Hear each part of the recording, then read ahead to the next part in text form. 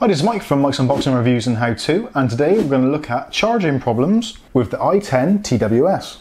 Keep watching to find out more.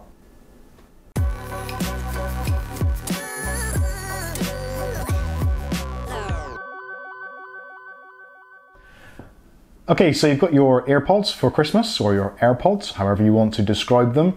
Now, this video actually relates to both the official Apple versions and also the clone versions that are on the market, such as these, the i10 TWS. There are other versions out there which are very similar, the i9s, i9s, there's even now the i11s, etc, etc. They keep on coming out and they'll keep on coming out throughout the year. So this method, or my methods for cleaning the charging ports, will remain true for pretty much most devices, so bear that in mind.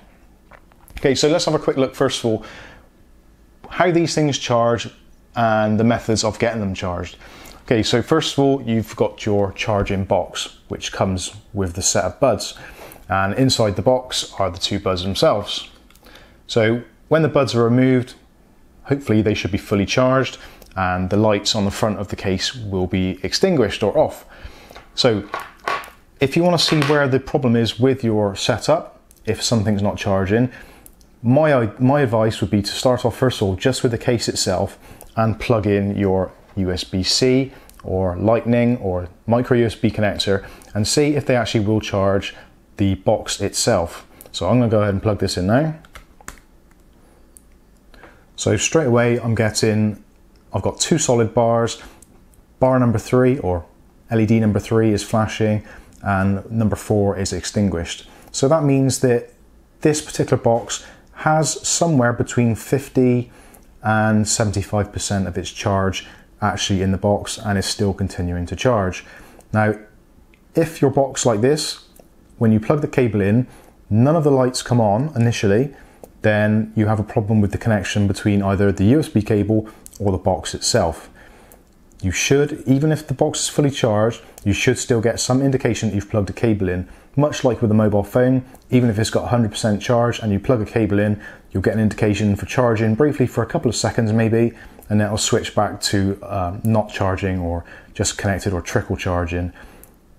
That is generally the case. So if your lights aren't coming on, you have a problem with the box itself and you need to remedy that. If you haven't got a problem with the box charging, now, one of the first things to do is to make sure that the USB-C cable, or whichever type of cable you're using, actually is functioning and is all okay. So my suggestion would be to remove the cable completely from the wall socket or laptop or whatever it may be, and inspect the USB end and also the Type-C or micro USB end. Make sure there's no obvious signs of damage. Check the length of the cable, making sure there's no nicks or tears, making sure that there's no breaks in continuity. Now obviously you can test your cable with another device just to ensure that there is actually electricity or data going through it. Obviously whatever devices you've got around the house will be suitable for that. Certainly check the cable first of all to make sure you've actually got power going through the cable. So once you are sure there's power going through the cable, then you can move on to the charging box. Now again, the first thing to do probably is to have a visual check. Just look at the actual connection on the base of the unit and make sure there isn't any obvious signs of damage or any obstruction.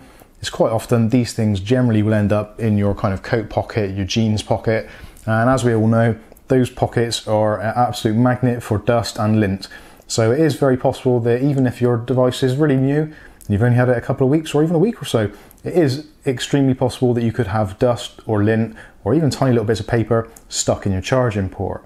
So I would recommend, if that is the case or you're unsure, is to get an old toothbrush, something like that, and just gently use the toothbrush and agitate around the connection area. So if there is any dust or debris which is in there, which isn't too firmly impacted in, you should be able to kind of flick that out. Obviously being careful with the connection to make sure you don't damage anything, that's always a good start.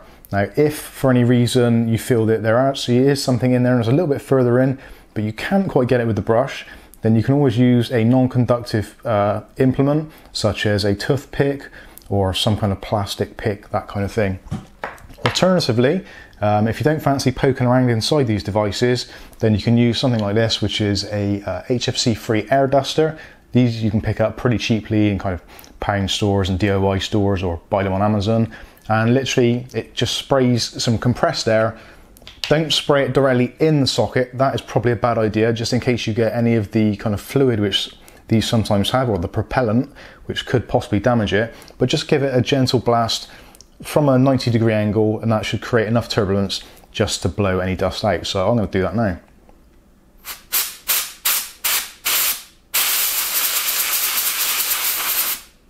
And try it from both sides.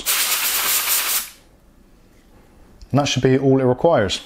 So that's cleaning up the port on the end. That is going to be your most likely primary point of failure. So make sure that's all okay. And obviously after you've had a poke around or whatever, plug the cable back in. And also what you can do as well, when you plug the cables in, make sure that the plastic part of the cable actually fits snugly against the Airpods or Airpods. There should only be a very, very slight gap between the plastic of both devices. If there's quite a big gap, then there is something actually stuck physically inside it, which is preventing the connector going right into the receiver. So we're happy that's clean, so we're all good. Now, next thing is the actual Airpods themselves, or Airpods. So the way that these charge is, there is a metal connector. There's actually a split down the middle. So although it looks like a complete chrome ring on there, it's actually split. So one half of it is the positive, one half of it is the negative. So that is your charging connections. And if you take the actual charging box, flip it open and take a look inside where they actually fit inside, if you look really, really carefully and in some really good light, you'll notice that at the bottom of those receptacles, there are two pins or terminals. And again, one of those is positive, one of those is negative. So if there's anything blocking either those contacts, then again, you're not going to make a full contact with your Airpod and you will not get a proper charge, or it may take a long time to charge. Often that is the case that these, when they're starting to get dirty or grubby, they will just start taking longer to charge until eventually they give up altogether, as most of us have probably found out over the years with our mobile phones. So my recommendation for this would be to, again, with the air duster, you could gently give it a blast. Again, do it at 90 degrees across the top. You don't want to be sticking the straw or nozzle directly in there if you can possibly help it, in case any propellant does come out and damages anything. So again, just give it a light dust in. Try and do it from both angles and try and hold it with the can upright. If you hold it like that, then you may get propellant coming out. So trying to avoid that at all costs. Keep the can upright and move the base around if necessary. So that should get rid of most dust and debris, should there be any. And again, likewise with your Airpods themselves, just again, give them a light dust. And you don't want to get too close with this in case there is any dust. These actually do have microphones actually in the ends of these buds, so you don't want to compress any dust or debris actually further in there, because then that will muffle your microphone and then you'll get no sounding calls problems, which is never a good thing. Blast of air is a good idea. I would strongly suggest not using your own breath or blowing on them.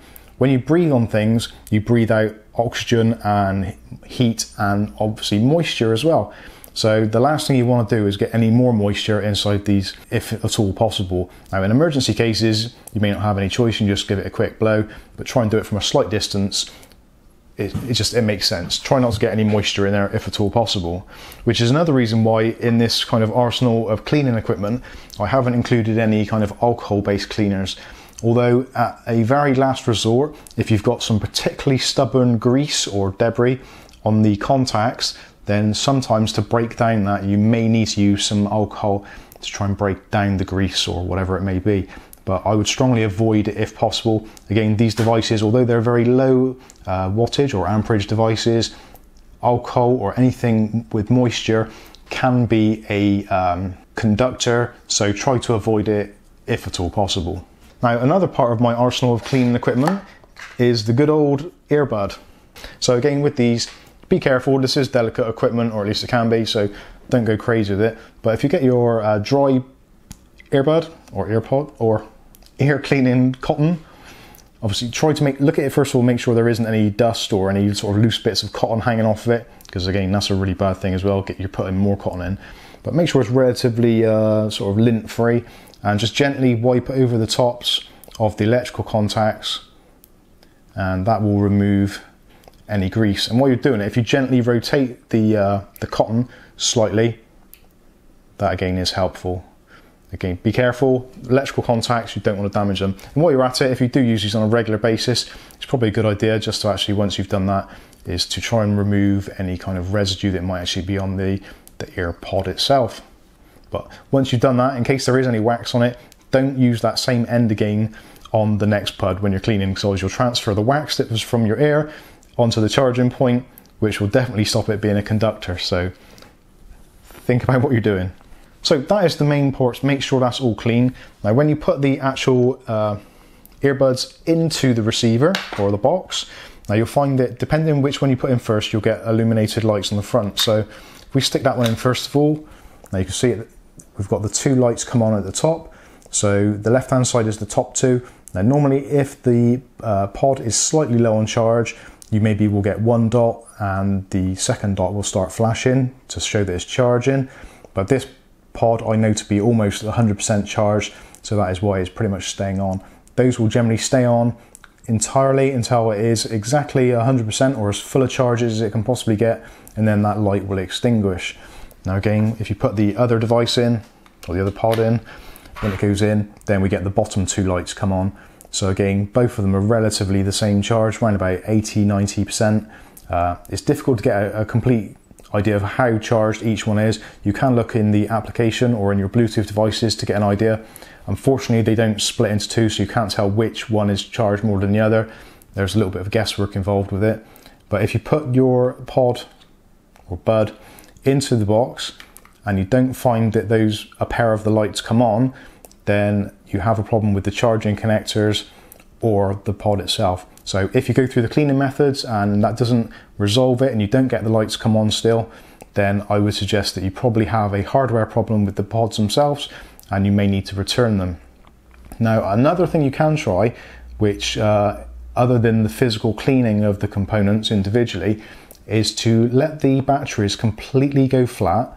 So if one of them's got a little bit of charge, just make sure that the actual charging box and the pods are completely extinguished of all power, and then leave them on charge for about 12 hours or something. Just leave the USB cable connected overnight and let it charge the box and the pods a really good charge.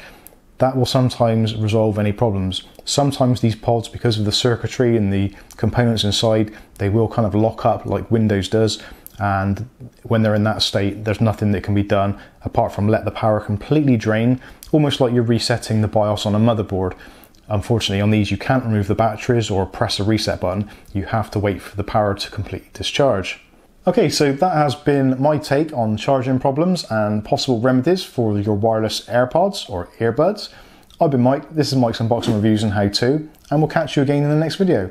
Oh, and by the way, if you've got any great ideas, tips or tricks to maintain your AirPods, let me know in the comments section below, and I'll definitely try and add them to future videos. Thanks for watching.